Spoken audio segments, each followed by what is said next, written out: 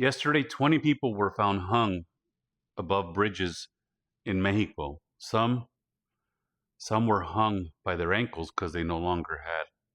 And the important part, or what my takeaway is, anytime in the morning briefings that Claudia is asked about the disappearances, the hangings, anything that's violent, she's now refusing to acknowledge anything, says that that's being brought up by people that are against her party and it's not true, and then just doesn't want to talk about it.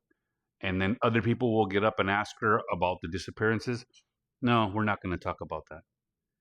It's at a point where she doesn't even want to acknowledge the violence that's happening in that country, because the objective of the morning briefings and why they called her the social media princess or president is because her job is to spread propaganda, which is really hard to do if you're being called out all the time by all of the news reporters that are there.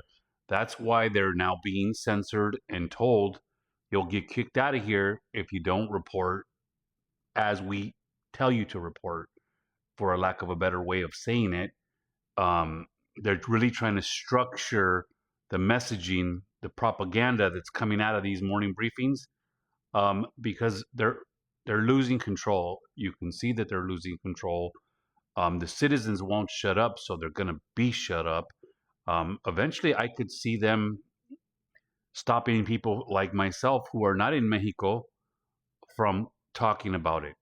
And most of the stories, there's a lot of, for better, for lack of another way of saying it, right leaning commentators in the media that talk about all this stuff and call her out all the time.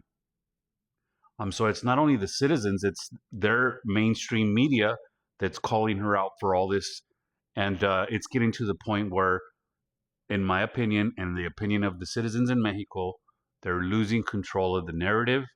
Desperation is kicking in. They're not only having to fight what's coming out of the violence in the country, but they're being investigated by the DOJ. You have to acknowledge that. And the whole money laundering scheme with the banks, the guy that they went after was the ex president's number one guy.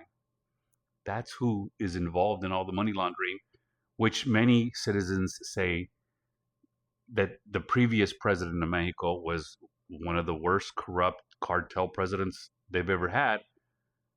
And now they have her, who he installed because he told everybody, this is who you're going to vote for. And many of us understand what happened in that election.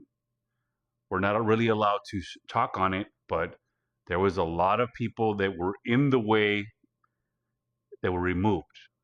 And by removed, never been able to speak again.